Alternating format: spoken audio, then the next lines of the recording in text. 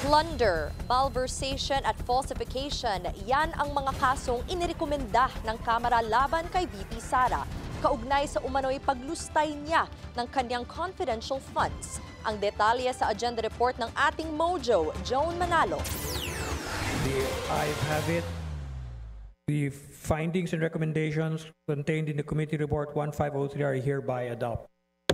Matapos ang kaliwat ng mga hearing, aprobado na ang report ng House Committee on Good Government and Public Accountability. Nirekomenda nito ang filing of plunder at iba pang criminal charges laban kay Vice President Sara Duterte at iba pang opisyal mula sa kanyang opisina at ang Department of Education na dati rin niyang pinamunuan. Base sa committee report, bukod sa plunder, haharapin din ng bise ang mga kasong technical malversation at falsification. Tumayo sa House Plenary Session Martes ng gabi ang chairman ng komite na si Manila Representative Joel Chua para ilahad ang buod ng Committee Report 1503 sa ginawang investigasyon kaugnay ng umano'y paglustay ng confidential funds ng OVP at DepEd mula December 2022 hanggang September 2023.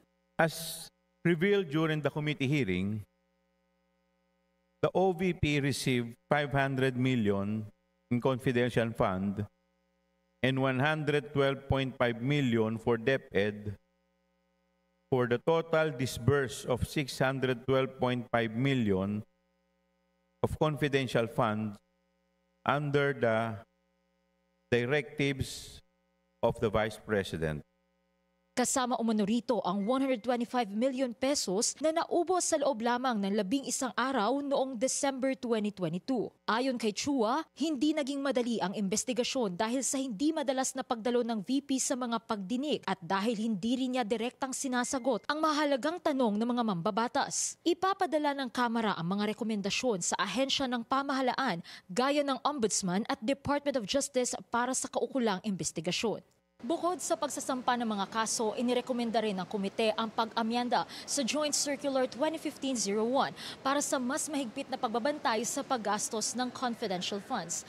Dahil ang alleged misuse nga nito, bahagi rin sa mga kinakaharap na alegasyon ni VP Sara sa kanyang impeachment case. Para sa agenda, Joan Manalo, Billionario News Channel.